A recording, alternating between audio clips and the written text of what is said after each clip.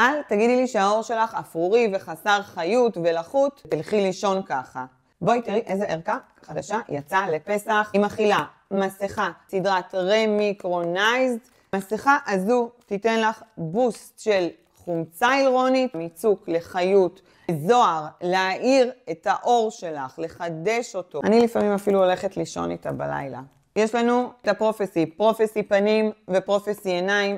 הפרופסי עיניים מגיע גם עם קפסולות של קפאים שמתפרקות ומטשטשות לנו פה את הקהויות. פרופסי פנים, אני אוהבת למרוח אותו, אתם זוכרות, עם החומצה הילרונית, בעיקר באזורי הקמטים, משפרת לי את המרקם של האור, ואז האיפור נראה הרבה יותר טוב. האור לא עייף. 10 הראשונות שרוכשות את המארז המדהים הזה לפסח, מקבלות במתנה את התיק.